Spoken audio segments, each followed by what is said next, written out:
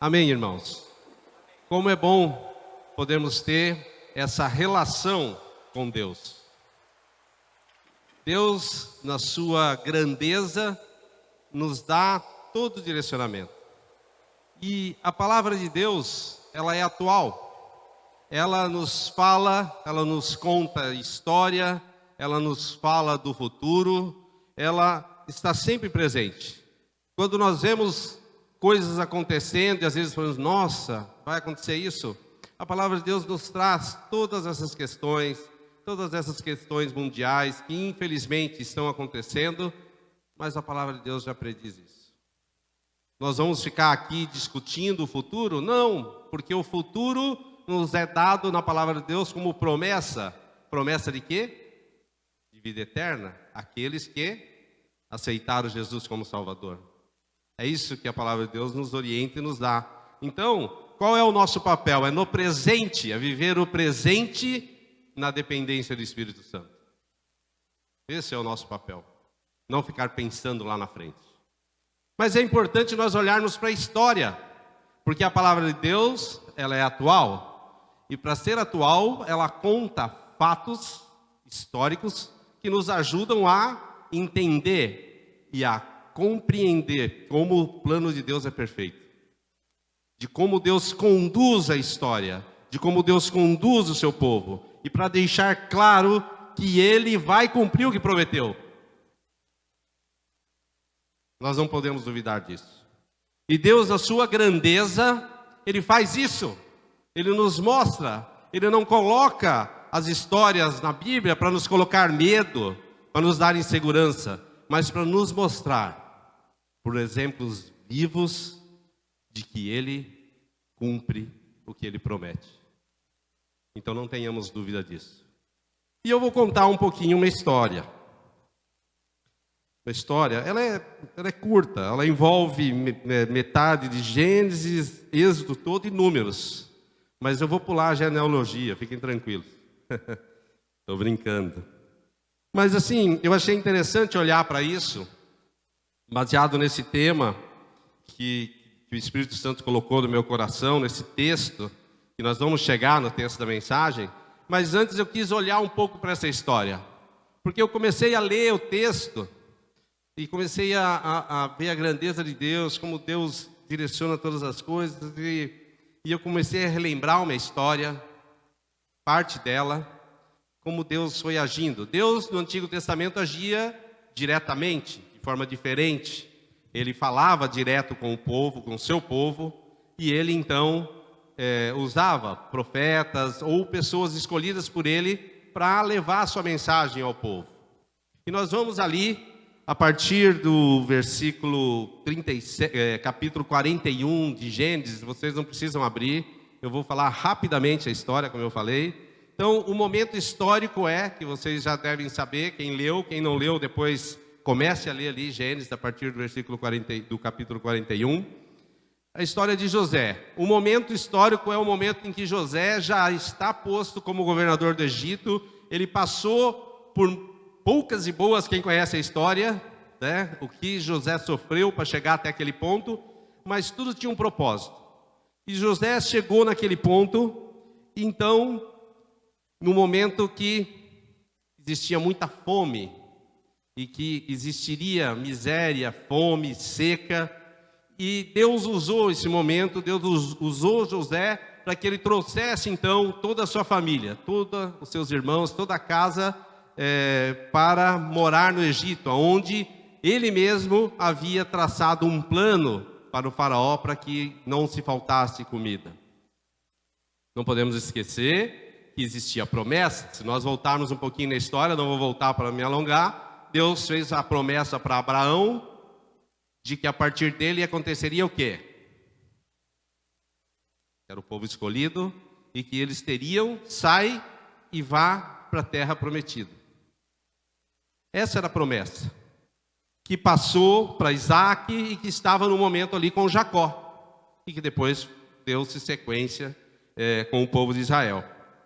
Então, eles lá no Egito foram, então, qual o momento histórico? Deus salvou o seu povo porque ele sabia que eles iriam passar por dificuldade. José sabia, e José tinha um relacionamento com Deus, para saber que o povo de Deus, iria para a terra prometida. Tanto que quando ele morre, ele fala: olha, vamos enterrar aqui, mas levem os meus ossos quando forem para a terra prometida. José confiava em Deus e sabia que Deus iria cumprir o que tinha dito. E aí então o povo foi ficando no Egito. Foi ficando mais do que devia, eles se acomodaram. O povo começou a se acomodar, estava tranquilo, estava tudo bem, tinha uma terra boa. Lembra, se vocês lerem a história, José pôde escolher o local onde deixar sua família, que era um lugar legal, bom, que tinha tudo. E o povo foi ficando por ali, foram se estabelecendo. Mas esse era o plano de Deus? Era um plano momentâneo. Deus levou eles para lá, para que eles sobrevivessem, mas eles tinham que seguir. E eles foram se acomodando. Foram se acomodando com aquela situação, foram se acomodando. E aí o que aconteceu? Os próximos faraós que vieram não foram tão bonzinhos assim. E aí a história nos mostra, na palavra de Deus, que começou uma perseguição ao povo hebreu. Houve um momento ali onde se pediu, lá em Êxodo 1, que se pede para as parteiras matar quando nascesse um menino hebreu, porque os egípcios começaram a ficar com medo dos hebreus, que eles iam dominar a terra do Egito, porque estavam crescendo forte, a geração estava cada vez mais gente, cada vez mais filho. Então era uma ordem, as parteiras com temor a Deus não cumpriram essa ordem. Então o faraó falou: então vamos matar, vamos lançar no rio todo menino hebreu que a gente encontrar, porque a gente não quer que esse povo cresça mais. E nesse momento da história nós temos Moisés. Moisés, então, sua mãe, com medo disso, coloca num cesto e entrega nas mãos de Deus e solta ele rio abaixo. E Moisés então é adotado pela filha de Faraó e cresce nos costumes do Egito, sendo criado por sua própria mãe. E então chega um momento onde o próprio Moisés, escolhido de Deus, recebe a missão. Estou pulando muitos trechos da história, mas chega um momento onde Moisés, ali diante da sarça ardente, recebe a missão de então tirar o povo do Egito. E ele não queria. Se a gente ler lá profundamente, ele se acha incapaz, que não é com ele, não é bem assim. E Deus então começa a mostrar para ele que ele vai fazer a obra. E quando Deus, naquele momento ali, que ele endurece o coração do faraó e que ele mostra que, com o objetivo de mostrar que o povo seria liberto pela ação poderosa de Deus, essa demonstração de Deus não era só para os egípcios, mas também e principalmente para o povo dele, que havia se esquecido, que havia se afastado dele. Tanto que, se lermos ali, vamos ver muitos momentos Moisés dizendo: nós precisamos ir para termos liberdade para adorar ao nosso Deus. Então esse é o contexto. E nós vemos que Deus age, vários sinais, dá poder a Moisés de fazer várias coisas e por fim o povo é liberto do Egito. Sai para o deserto. Deus, já sabendo da fraqueza daquele povo, Deus conhece nossos corações. Ele direciona para que eles não vão pelo caminho dos filisteus, para que eles não enfrentem uma dificuldade logo de cara e queiram voltar. Eles vão por um caminho mais longo, chegam diante do Mar Vermelho, passam por toda aquela situação de perseguição, atravessam o mar em pé seco, vendo a ação de Deus na vida deles. Deus deixou claro que a libertação deles foi operada por Deus. Não foi operada por Moisés, não foi porque eles eram super poderosos, mas porque Deus deu o poder. Deus fez o milagre e Deus fez questão de demonstrar isso. Apesar de tudo isso, esse povo caminhou pelo deserto. Quando teve oportunidade, foram idólatras. Moisés demorou um pouquinho para voltar, foram lá, fizeram um bezerro de ouro, sofreram as consequências por causa disso. E a pior consequência deles, a pior, foi não acreditar que poderiam entrar na terra prometida. Talvez você não acredite que exista a vida eterna. Talvez você ache que isso é para alguns, talvez você tenha medo, talvez você ache que não é para você, talvez você não acredite. E o povo não olhou para tudo aquilo que Deus fez, para todas as obras, todos os milagres. E leiam a história para ver o que Deus fez naquele deserto. Mandou maná, água de pedra, enfim, nuvem para proteger durante o dia. Deus fez todos os milagres possíveis para que aquele povo entendesse que Ele estava à frente. E quando chegaram na terra prometida, olharam, viram exércitos, cidades fortificadas, homens fortificados e falaram: não vai dar não. É melhor a gente não ir, porque se nós formos, nós vamos morrer tudo. E Deus, então, castigou o seu povo, onde todos aqueles que tinham mais de 20 anos de idade não entraram na terra prometida. Ficaram ficaram vagando, uma saída pela tangente, pelo deserto, até o último morrer. E aí, então, eles entraram, liderados por Josué, na terra prometida. Uma bela história, uma história real, uma história que mostra como Deus age, como Deus realmente direciona o seu povo, e que o plano é de Deus. Mas o que mudou? Deus não age mais? Deus não fala mais a nós? O que mudou é que, seguindo a promessa de Deus, as promessas de Deus, Deus prometeu que viria o Salvador, veio o Salvador, que é Cristo Jesus. Isso que mudou. Nós vivemos na graça. Nós vivemos agora tendo acesso direto a Deus, através de Cristo Jesus, que nos dá o Espírito Santo. Nós podemos conversar direto com Deus. Se nós lermos a história, nós vemos que o povo ouvia o que Deus tinha a dizer através de Moisés. Mas hoje, nós temos a graça de conversarmos direto com Deus, desde que reconheçamos que Cristo é o nosso Salvador. Se você já fez isso na sua vida, se você já reconheceu que Cristo é o Senhor da sua vida, e você não tem um relacionamento com Deus, então você precisa rever isso. Nós vamos falar, talvez seja o momento de você se renovar diante de Deus, conforme nós temos colocado no nosso tema. E o Espírito Santo de Deus foi dado ali num culto festivo, e nós podemos ver no texto, e vamos começar a entrar no texto da mensagem. Até agora contei todo o contexto de uma história para vermos como Deus realmente age, e Ele traz provas na palavra de Deus que Ele age. E nós vemos então o momento onde Cristo veio, foi crucificado, voltou ao Pai, e aí Ele disse: vou lhes dar o Espírito Santo. Vocês não vão ficar, vocês não vão ter que lutar sozinho, vocês vão ter um apoiador, vocês vão ter aquele que vai te orientar.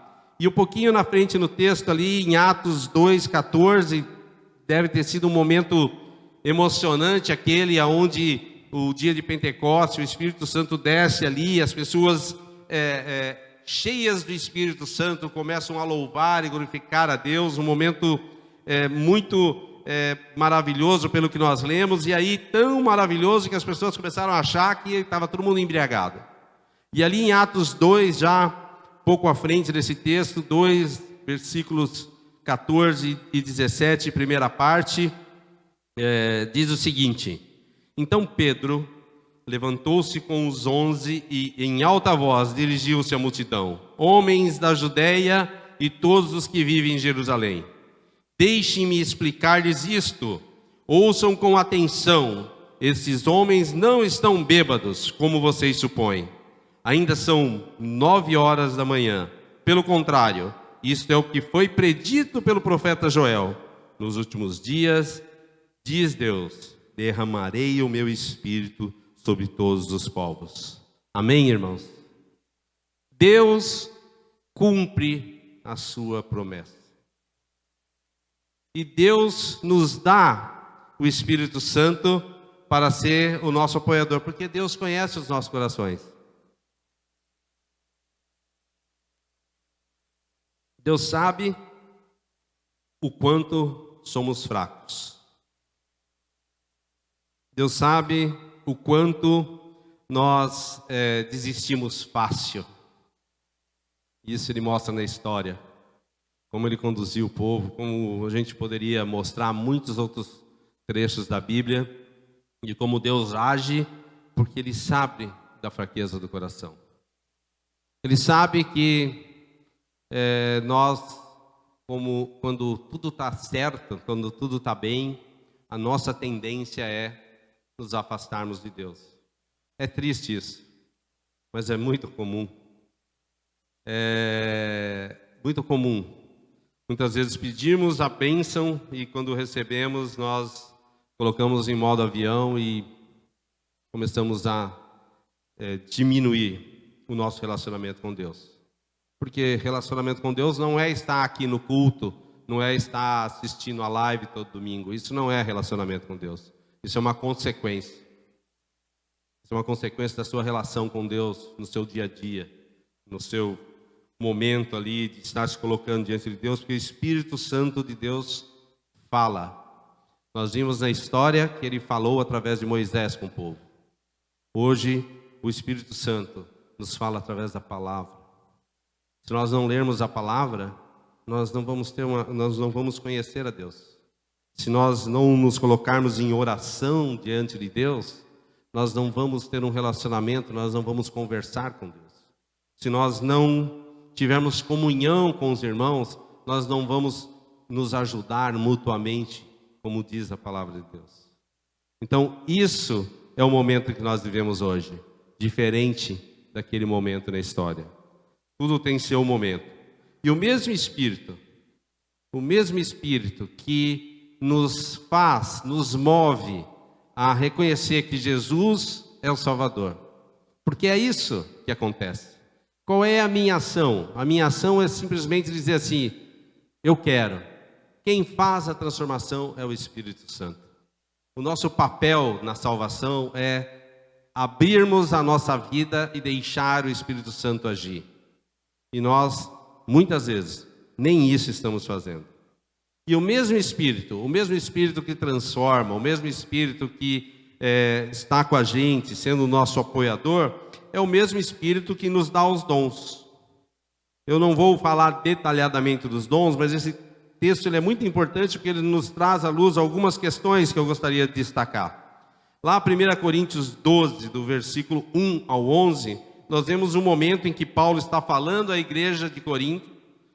Ele está respondendo a uma carta, e esse é um momento, ele vem tratando no livro de Coríntios algumas questões que existiam na igreja, e esse momento ele vem tratando essa questão espiritual, porque existia ali, se nós olharmos logo no começo do capítulo 12, no versículo 1, ele vai falando sobre a questão que não dava para misturar as práticas pagãs que eles tinham com as questões espirituais. Então, a partir do versículo 1 de 1 Coríntios 12, nós vemos o seguinte: irmãos, quanto aos dons espirituais, não quero que vocês sejam ignorantes. Vocês sabem que quando eram pagãos, de uma forma ou de outra, eram fortemente atraídos e levados para os ídolos mudos. Por isso eu lhes afirmo que ninguém que fala pelo Espírito de Deus diz, Jesus seja amaldiçoado. E ninguém pode dizer, Jesus é Senhor, a não ser pelo Espírito Santo. Há diferentes tipos de dons, mas o Espírito é o mesmo. Há diferentes tipos de ministérios, mas o Senhor é o mesmo. Há diferentes formas de atuação, mas é o mesmo Deus quem efetua tudo em todos. A cada um, porém, é dada a manifestação do Espírito visando ao bem comum. Pelo Espírito, a um é dada a palavra de sabedoria, a outro a palavra de conhecimento, pelo mesmo Espírito. A outro a fé, pelo mesmo Espírito, a outro dons de cura, pelo mesmo Espírito, a outro poder para operar milagres, a outro profecia, a outro discernimento de espíritos, a outro variedade de línguas e ainda outro interpretação de línguas. Todas essas coisas, porém, são realizadas pelo mesmo e único Espírito. E Ele as distribui individualmente, a cada um conforme quer. Quem faz a obra, meus queridos? É o Espírito Santo. Mas, se você não deixar o Espírito Santo agir na sua vida, Ele não vai fazer a obra. Se você descobre uma doença, vai ao médico, ele diz para você, o problema é este, e você diz, obrigado, valeu doutor, estou indo embora. Ele vai falar assim, mas eu queria tratar a sua doença. Você, não, eu só queria saber qual era o meu problema, mas eu estou indo embora. Você vai continuar com a doença. E muitas vezes nós estamos fazendo isso com o Espírito Santo de Deus. Nós sabemos que precisamos de Deus, sabemos que precisamos de uma ação do Espírito em nossa vida, sabemos que estamos desesperados, mas não deixamos o Espírito agir. Não deixamos, porque, como cantamos no primeiro cântico, o Espírito agir, ele vai mexer as coisas, ele vai forçar a mudança.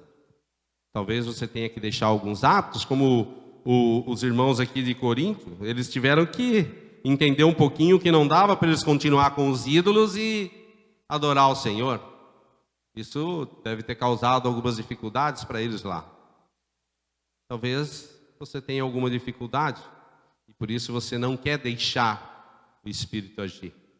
Você sabe, você ouve, mas você não toma, não se abre, e aí ele não vai agir. Sinto em dizer, mas não vai. Aonde quero chegar com tudo isso? Primeiro, Deus faz a sua obra. Vimos claro isso, de que o plano de Deus é imutável. E Deus tem um plano e ele vai acontecer. Se você for desobediente, como aconteceu com o povo de Israel, na porta da terra prometida, os desobedientes pagaram em não entrar na terra prometida. Mas a promessa de Deus foi cumprida. Ele deu aquela terra ao povo. Então Deus está no controle de todas as coisas. Não seja empecilho para Deus, porque você pode sofrer sérias consequências disso. Então, vimos que a infidelidade, ela tem um preço. Não sejamos infiéis. Porque todos aqui, sem exceção, e todos que estão ali nos vendo através da live, não são mais ignorantes, como Paulo diz. Não são mais ignorantes, porque sabem a verdade. E a verdade é, Cristo é o único caminho. Você sabe. A decisão é sua. Você pode abrir a porta para o Espírito ou não. Então talvez você já fez isso. Você em um determinado momento já abriu a porta para o Espírito, já se considera um filho de Deus, já considera um salvo em Cristo Jesus, mas está ali meio adormecido, está ali meio desanimado, eu já fiz o meu papel, não quero me envolver, ou eu sou novo demais, tem o oposto, né? Sou muito novo ainda para fazer alguma coisa. E a palavra de Deus diz que todos receberam, todos quanto o receberam também o Espírito, que dá o poder, que dá os dons, que dá a força para você fazer. Então, se você talvez esteja nessa situação, talvez é o momento de você se colocar diante de Deus e buscar uma renovação, buscar entender qual é o propósito de Deus para a sua vida. Porque podemos não acertar em tudo, e não vamos, certamente não vamos. Eu não acerto tudo, eu não sou perfeito, eu tenho os meus pecados, eu tenho as minhas dificuldades, eu tenho as minhas fraquezas. O que muda é que eu estou sempre me colocando diante de Deus e tentando acertar a minha vida. Deus sabe que eu sou fraco. Ele sabe que eu dou as minhas escorregadas, mas Ele, ao mesmo tempo, me dá o Espírito Santo para me dar força, para me dizer, não desista, para dizer, vá em frente, continue. E é isso que nós vemos na palavra de Deus aí, quando lemos lá em Atos 2, quando lemos também ali 1 Coríntios 12. Um outro ponto é que Deus nos dá o Espírito Santo justamente para que possamos, como eu falei agora, nos manter firmes. Porque se não fosse o Espírito Santo, meus queridos, nós não estaríamos aqui. Porque nós iríamos arrumar confusão, eu iria não gostar de um, o outro não iria gostar de mim, eu iria ser egoísta, eu iria ser arrogante. Nós não estaríamos aqui, nós íamos ter problemas. Porque a natureza humana é isso. Essa é a natureza humana. Nós somos naturalmente, buscamos nossos próprios interesses. E é o Espírito de Deus que traz a harmonia da igreja. Se a igreja não estiver sujeita ao Espírito Santo de Deus, não teríamos essa harmonia. Não estaríamos aqui como irmãos. Porque é o Espírito que conduz tudo isso. É Ele que move a igreja. Não é o presbitério. É o Espírito Santo de Deus que move a igreja. E como nós vimos lá em 1 Coríntios, logo no começo, Paulo começa a tratar essas questões com a igreja e ele deixa claro para eles que precisa haver mudança na vida deles. E ele vai falando das práticas anteriores e que eles precisavam mudar. E se a gente ler o restante da carta de Coríntios, nós vamos ver isso. Em muitos momentos está se falando dessa mudança. Quando nós vamos para Romanos também, a renovação da vossa mente. Enfim, a palavra de Deus sempre nos traz sobre renovação, sobre busca, sobre transformação. Por quê? Porque sabe que nós naturalmente somos falhos. Nós naturalmente, se eu não viver, não buscar a dependência do Espírito Santo, eu vou falhar, certamente. Mesmo fazendo isso, ainda vamos ter dificuldades. Porque também a palavra de Deus não promete que se eu viver na dependência do Espírito 100%, que tudo vai ser 100% para mim. Também não existe essa promessa, só para deixar claro. Estou falando em termos de comunhão e relacionamento com Deus, né? Para a gente ficar todo mundo na mesma página. Quando ele fala dos dons, ele fala que vem para todos, e a gente aí entra, não vou me aprofundar nisso, na universalidade dos dons. Então Deus não fala ali, esse dom é para homem, esse é para mulher, esse é para adolescente, esse é para criancinha. Ele não fala. Ele fala o dom veio para todos. Então, tanto que Paulo ali, 1 Coríntios 12, 1 diz, irmãos e irmãs. Então, todos nós podemos ter o dom. Mas o que eu gostaria mais de destacar é que o Espírito Santo, ele age individualmente. Ele age na sua vida, ele age na minha vida. Mas como diz lá em 1 Coríntios 12, 7, a primeira parte do versículo, há diferentes formas de atuação, mas é o mesmo Deus quem efetua tudo em todos. A cada um, porém, é dada a manifestação do Espírito visando ao bem comum. Toda a manifestação, todo o seu trabalho, toda a sua dedicação na obra do Senhor é visando o bem comum. Então entenda que o seu papel dentro da igreja, dentro desta igreja ou dentro de outra igreja que você participe é sempre atuar orientado pelo Espírito Santo de Deus, visando o bem comum, visando o bem da obra de Deus, visando o bem da igreja. Esse é o nosso papel quando nos colocamos diante do Espírito Santo. Lá em 1 Pedro 4, 10 e 11, Pedro diz o seguinte: cada um exerça o dom que recebeu para servir aos outros, administrando fielmente a graça de Deus em suas múltiplas formas. Se alguém fala, faça-o como quem transmite a palavra de Deus. Se alguém serve, faça-o com a força que Deus provê, de forma que em todas as coisas Deus seja glorificado, mediante Jesus Cristo, a quem sejam a glória e o poder para todos sempre. Amém. O que fizermos é para servir ao outro. Eu estou aqui para servir. Eu estou aqui clamando a Deus para ser instrumento do Espírito Santo para transmitir a palavra. Eu não estou aqui dizendo, eu vou usar o poder que eu tenho de palavra, de oratória, e vou então falar à igreja. Ao contrário. Todo o meu conhecimento, toda a minha oratória, tudo o que eu conheço não serve para nada se não for o Espírito Santo de Deus que está dirigindo.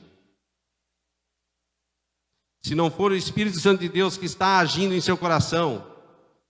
Quantas vezes lemos a palavra de Deus, o mesmo trecho, e os sentimentos são diferentes? Quantos já sentiram isso? Você lê o mesmo texto, e ele fala de forma diferente para a sua vida. O texto mudou? Não. É porque o Espírito Santo de Deus está usando aquele seu momento. Às vezes você lê o mesmo texto no momento de alegria, a forma que você vai enxergar aquele texto é com uma visão de alegria. Mas às vezes você lê o mesmo texto num momento difícil da sua vida, de dificuldade, a forma que você vai enxergar aquele texto é para atender e te ajudar na sua dificuldade. E quem faz isso é o Espírito Santo de Deus. Porque ele fala diretamente com a gente. Não é uma voz que vai vir do céu e falar, Carlos, não é isso. Ele vai falar com sentimento, ele vai falar através da palavra, ele vai falar através da comunhão com os irmãos, de uma conversa com os irmãos, de um momento com os irmãos. Se você não está deixando o Espírito Santo falar, você vai ser um inútil na obra de Deus. Você vai parar a porta da terra prometida e não vai acreditar que Deus pode fazer tudo o que Ele prometeu. Você vai duvidar, e é um momento que nós vivemos no mundo hoje. As pessoas duvidam das promessas de Deus.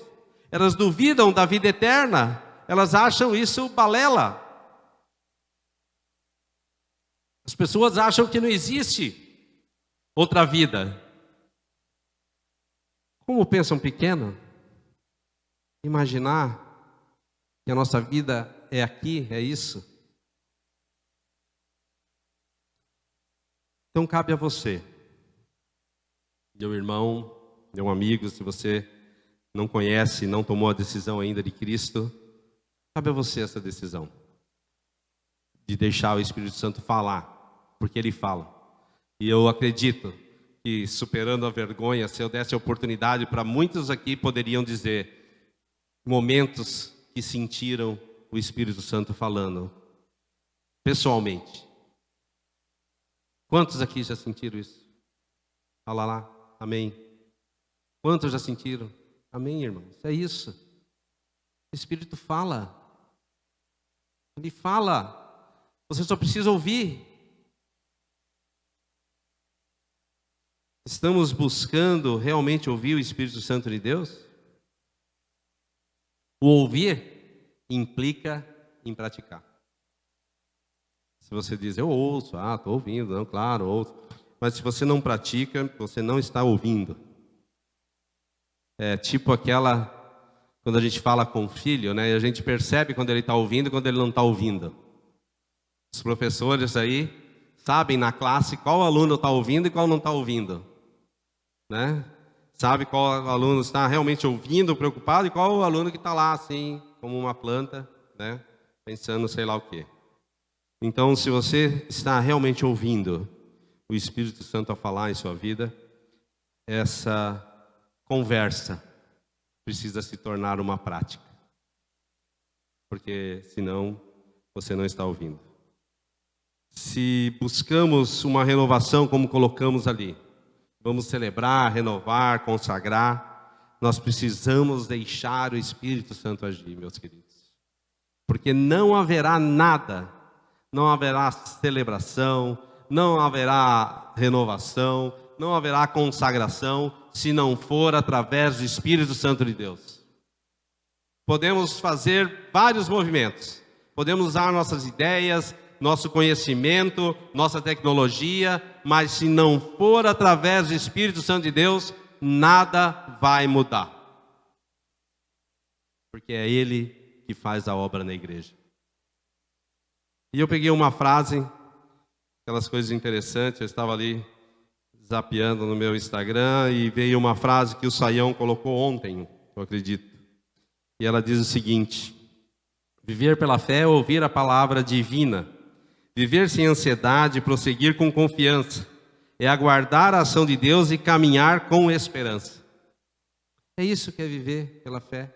É isso que é ouvir o Espírito Santo de Deus. Que a palavra de Deus, meus queridos, esteja tocando em nossos corações.